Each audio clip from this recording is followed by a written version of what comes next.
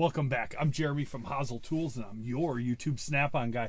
I got a few things I want to go over with you guys today. I appreciate you spending some time with me. First thing we're going to go over is the knives. People have been asking me left and right, what are the knives, what are the part numbers, where can I get them, things like that. So we'll go over that stuff. We got the winners for the can koozies. We got 2 winners picked out.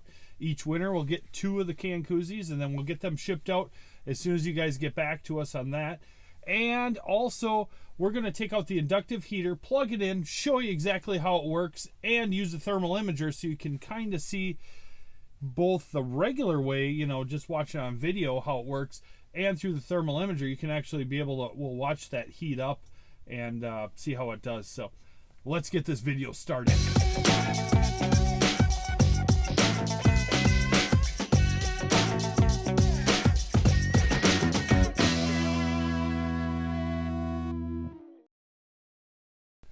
All right, so you guys have been watching me open packages with these every once in a while. I'll pull them out, and just a real quick flip, and people are catching on. They're like, hey, what's that knife?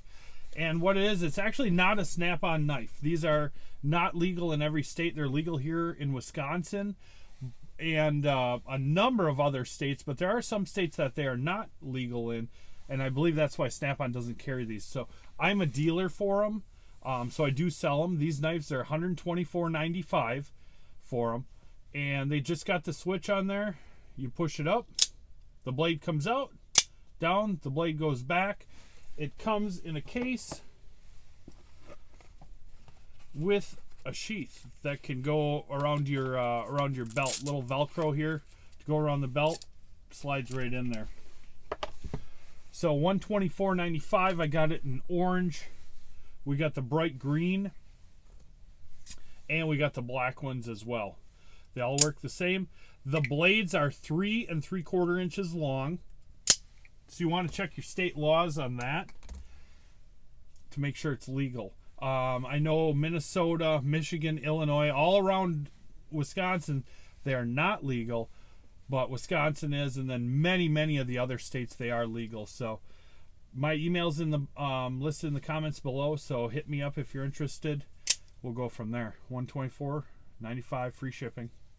You ready to check out that inductive heater, how it actually works? We're going to plug one in and show you in real time how they work, how it heats stuff up. We'll talk about it a little bit and use a thermal imager so you get a couple different views on how it's actually working, what it really does. Is it smoke and mirrors? Is it right for you? We'll find out. So we've talked about this in a video quite a while back. I brought this out. I didn't hook it up. I didn't show you how it worked, but we talked how it worked. But let's go, for the people that are new here, let's go over this again. So this is the unit itself. This is the inductive heater. And underneath the caution sticker here, we can take that off of there, is the button for it. And the caution sticker on here says before using it with a generator or inverter, look at the manual. And I'm actually going to plug into my shop power. I'm not going to plug into the truck power here for tonight. But the way it works is they call it a coil, and this is a used one. This is the one I demo in the shops. I have this extra one. But it takes they call it a coil. You put the coil inside of there, screw it down tight here, plug it in, and you put whatever you're going to heat up inside of the coil. It does not need to, and you prefer if it does not touch the coil. You want it to be inside of there, and they make different style coils. Let me show you. This is the pack that comes with the inductive heaters. There's actually 3 coils in here. One is a long one. If you want to do around a bearing, heat that bearing up. Then we have the coil down here, and these two are actually kind of together in the packaging. They've settled together. There we go. So this is a coil, the exact same thing that I use for demo. And the last one, I call it a shoestring because it's a very flexible one that you could wrap around something if it doesn't have an end to get around. For instance, an AC line, a fuel filter line, somewhere where there's no end for you to put it around there. You have to fit it in the middle. You can use that shoestring, wrap it around, and then connect it in there. For our demonstration, we're going to use my demo one, and I have a setup in my vise. So I'll get everything all set, and we'll take a look at how it works. Okay, so I got a setup here in the vise. I got a, this is just a pin that would hold like a receiver hitch. Steel. It's a good size, good thick size pin. So we're going to use that. I have the thermal imager here, and hopefully this works. I've never tried recording on here. We're going to pull the card out, and so if you're watching this video and you see some thermal image stuff, you know that I figured this out. Shouldn't be too hard. I got this all set up. We're plugged in. The coil's inserted. Just tighten these down. Make sure they're tight. When we hit the button on here, the light will light up. And then you'll know when I put it around here and I hit the button, because you'll see it light up that way. And it should turn this red hot, I would say within 15 seconds or so. You don't always have to get things red hot to get them loose. And it even says in the instruction manual, turn it on for 5, 6, 7 seconds, warm it up, try it, see if you can break the fastener free. Heat it up again. You don't always have to get it red hot, but we're going to do it just to show you that it can do it, and how fast it'll do it. Like I said, this is a nice solid pin. So we're going to go ahead and try it, and I'm going to try to record it here. So as soon as you see this light up, you'll know that I have it turned on.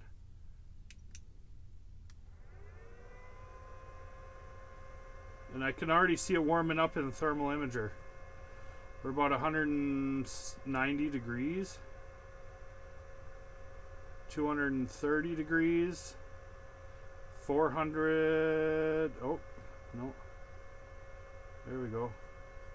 Yeah, it's heating up pretty quick. You can see it smoking on the regular camera. On the thermal camera, it is just turning red, red, red. Measuring about 700 degrees right now. And I'm doing it in the middle, not where the hole's at for the cotter pin to go in, so that you can see that it'll do the solid. It's red hot. It was red hot right there. We'll hit it again. And with my lights on, it might be hard to see, but it was getting red hot right in the middle of where that was at. Back here, it's still cool to the touch. And that's the neat part about thermal imager, is it only heats up where you have the heat at. Now eventually the heat will disperse to the end, but this is like 700 degrees right here, and I can still grab it there. You can't do that with a torch. It's slowly getting warmer towards here, but I can still hold on to it. I would not want to touch right there, so I'm just going to put it in the vise so it can cool off. That's why you can use this. There's no flame, so you could use this to loosen up, or loosen up a fuel filter, do some corroded AC lines that you want to just heat up a little bit, but you don't want to get the torch on there. I probably had 15-20 seconds of warming it up. I didn't time it. I should shut this off. There we go. So pretty neat tool. I believe these go somewhere in that $500 to $600 range for these startups, and they do offer a ton of different coil options. You might be working with stuff that's a lot bigger, a lot thicker than that, and they do offer bigger coils that are bigger around that will work for that. The other cool thing is you can also bend these. So let's say you didn't have a lot of room, you could bend this over and get in at an angle. You can set it up so that it works for you. Next up, let's go ahead and take a look at the 2 winners that were selected for the can koozies. Congratulations. Go ahead, down below in the show notes section, I have my email address. Hit me up, give me your information, and we'll get them out to you right away. And on that note, guys, I appreciate you spending a few minutes of your time with me tonight. It's getting late. I got to get out of here. Tomorrow we have the new hot tools for November, so I'll be going over that tomorrow night and try to get that out to you right away. On that note, you guys have a good night. Hey, they want to know how you've been. You been good? You been a good boy? Not too bad, huh? You ready to go home? Are you ready to go home? Let's go. We gotta go. See if he gets in his right door. Boom. You ready to go home?